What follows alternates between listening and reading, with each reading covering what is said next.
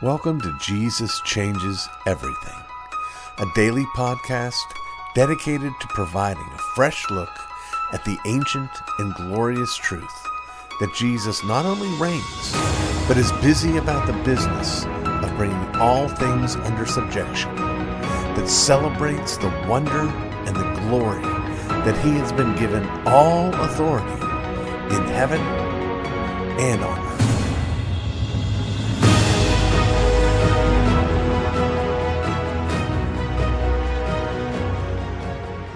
I have, over the course of my long life, read thousands of books. Two of them were business books. Just two. One of those two books I read because I had to.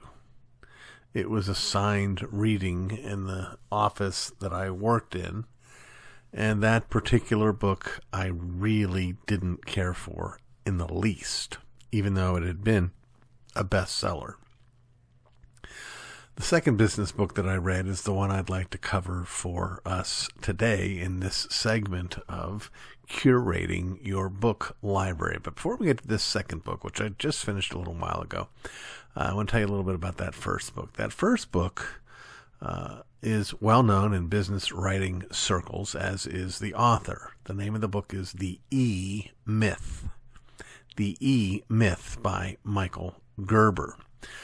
The sort of message from Mr. Gerber is that we really need to stop having these kind of romantic ideas about how to do business and to catch lightning in a bottle, and instead realize that the way to success is to turn everything that we do into some sort of cookie cutter mechanism. The E in the E-Myth is entrepreneur, the entrepreneurial myth. And again, what essentially Gerber does is he tries to encourage all of us to turn whatever our business is or whatever it is we're doing into something that reflects the mindset of a franchise.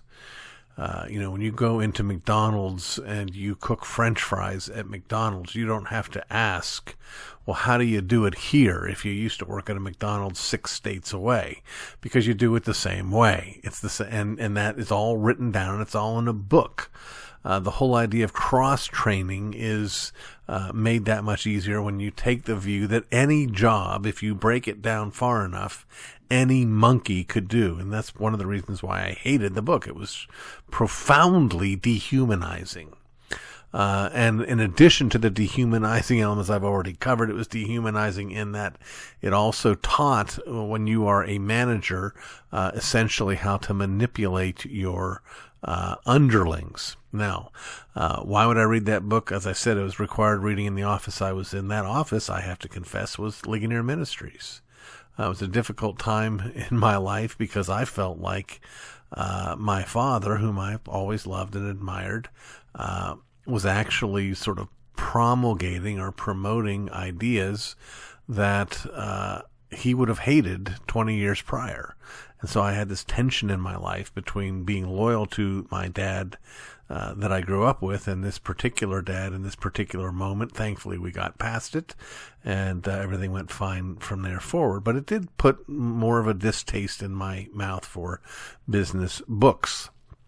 I never read Who Moved My Cheese or Good to Great or anything of that sort. But I did, at the recommendation of a friend, pick up Ken Coleman's book, The Proximity Principle. Now, Ken Coleman is in a sense, the latest protege of Dave Ramsey. The previous protege of Dave Ramsey, Chris Hogan, found himself in some hot water, and that's still kind of a touchy subject. But Ken Coleman apparently has been the new guy, because I haven't listened to Dave Ramsey in probably 5 years. I used to listen to him every day, but since I moved here, I don't even know if it's on here in Fort Wayne. I'm not against Dave Ramsey at all. I think he's got a lot of very, very helpful things to say, and I think the world would be a better place if everybody listened to him. So when the friend said, hey, you should read this book, it's by this guy that's connected with Dave Ramsey, I did so. And I gotta confess, I started out rather positive toward it. Another reason I haven't read very many business books is I don't think I'm very good at business. And I don't like to be reminded of that. It's not something I'm particularly interested in. I see myself more as a teacher than I do as a business person. But as I said, I realize, as I'm seeking to grow the reach of Jesus Changes Everything and grow the Dunamis Fellowship, that there are some sort of business kind of responsibilities that I have, things that I need to learn that I don't know. And so when this fellow recommended the book, I thought, okay, I'll pick it up and I'll read it. And lo and behold, I did learn some things that I'm finding helpful already. In God's providence, there was an overlap between this book and another sort of businessy kind of interaction that I had. Every Friday morning, it has been my habit for several years now to join a group of men, Christian men, who share breakfast together on Fridays. And it's where we seek to encourage each other to grow in grace, to be better Christian fathers and husbands and men. The organization over the meeting itself is called the New Canaan Society, named after where it started in New Canaan, Connecticut. So there we are having these meetings, and I've spoken at these meetings, and I'll be speaking at these meetings again, and other folks there have spoken. And we have scheduled 4 weeks with a fella that's a friend of mine, who I have a lot in common with. He has been an editor, a ghostwriter, a writing coach, a college professor, all things I have been. And just a really sweet guy. But he's leading this sort of lesson on leadership and how to be innovative, how to be efficient. And he's done a whole lot of consulting for various businesses and had a lot of experience. And I was learning from him, and just there's this wonderful connection between the idea of learning the importance of learning while you're learning. Okay, so I'm reading this book saying, hey, or even starting it with, I'm lacking something. I'm lacking information. I need to get outside my comfort zone. I need to stretch myself. And lo and behold, right there in my proximity is someone I already know who's got other things to tell me and help me. By the way, I should mention at this point, certainly the title is The Proximity Principle. And the Proximity Principle is a very simple one. And it basically encourages us to as we seek to improve at what we're doing, or as we seek out our ideal job, it makes sense to intentionally seek opportunities to be in proximity with those who are doing what we're doing and doing it well. And the chief illustration of this is the author himself, Ken Coleman, and his desire to become a radio personality. That was his dream job, and he talks about a lot of the sacrifices that he made along the way of his capacity to follow that biblical injunction to not despise the day of small beginnings. And he just covers that his particular climb and this ability to reach success. He also does an outstanding job of illustrating the principle and the sort of sub-principles under it with interesting examples of people, oftentimes people who are well known. Let me go ahead and take a minute or two to express some of my concerns. They're not any concerns with the person. They're not even any concerns with the message. They are, in some sense, concerns that I have as a writer and an editor. And that's principally this. Two things about the writing of the book. One, I came away pretty quickly thinking this book could have been a really great pamphlet or a really great booklet. This is not, the ideas in here are not so dense and so needed and so unusual that they justify the size of the book and the time invested in reading it. To put it clearly, there's a lot of fluff. A lot of fluff. And as a college professor, that's a big deal to me. I hate it when my kids take turn in a 1,000-word assignment and give me a 200-word paragraph blown up into 1,000 words. That's not what I want. It's not the 1,000 words. I want 1,000 words of content. And here in this context, I want 200 pages of content. The second concern is like unto the first. One of the ways that we get from a really good idea that would have made a really helpful booklet to a full-size book is his capacity, his propensity, him going with his strength of using the examples. That is, you're reading along and you realize it doesn't matter. As soon as I turn this page, there's going to be another illustration. As soon as I turn this page, there's going to be another example. And it's almost like there's a template. And there is out there templates, especially for Christian writers. Insert story here, insert anecdote here, insert joke here. I got that very real sense that that's what was going on in the writing of this book. It's in a sense, to maybe draw a parallel to some music, I would say it's overproduced. It's not as raw, it's not as real, it's not as personal as it should be. It is overproduced, slick, professional. But insofar as it is professional, it is not personal. So that's some concerns. Again, the principal idea I think is very, very helpful, and he did a good enough job talking about not only how to do this, but why to do it and how it can help, that it has helped stretch me. I have made some calls, set up some appointments, and said, hey, I need to learn from you. Will you give me some of your time? I want to hear about you. I've got more meetings with various and sundry men in the local community here in the next 2 weeks than I've probably had, of course, in the last 2 months. Of course, coming out of COVID probably has something to do with that as well. But I'm making a conscious effort to spend time with people that I can bless and that I can learn from. I'm trying to adopt a perspective that says, I don't need to be an expert, but I do need to move toward becoming more of an expert on the things that I need to know. I need to be, always learning, which may, at the end of the day, be the idea behind good to great. When I was in that office reading through the E-Myth, and everybody else on staff I had one staff person say, well, what do you think about the E-Myth?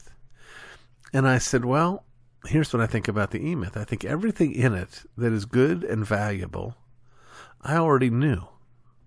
And everything in it that I didn't know is not good and valuable. That doesn't mean that I'm a genius. It just means that the stuff that helps is pretty much common sense. Now, we can overlook common sense. I've overlooked common sense. And so, again, I'm grateful for this book. I really am. I'm grateful, and I think it might have a good impact on my life. I'm grateful for Ken Coleman. I'm grateful that he wrote the book, all of those things. I really am. But it's not life-changing. I'm really grateful for, let's see here, see if I can come up with an illustration. Well, I'm really grateful for an Agatha Christie novel, but it's not going to change my life. And even that is a gift and a talent much rarer than writing a business book. So let me commend it to you. Don't expect, again, when you get to page 150, don't expect that you're going to get some great big pile of reward at the end. It's going to sort of peter out with more of the same. You might end up like I did, where you're sort of skimming more and more as you get closer to the end. But you will have benefited from, at least if you are started out as uninformed as I was, you can really benefit from it. So check it out. And as always, I want to learn from you. I want to learn what you thought about this book if you've read it. I want to learn what you think is a good book. I want to learn if you can see, looking from where you are, how we're trying to do things here at Dunamis Fellowship, and you have ideas about how to do them better. I want to learn from you. I'm not an expert at many things.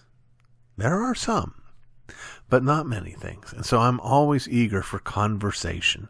So please let us know what you thought. Let us know any other suggestions. You can do that in a comment right below where you're listening to this, or you can do it in an email. You can email me at hellorcjr@gmail.com. Very simple. Would love to hear from you. Let's stay in close proximity, if only in the cyber world, with each other.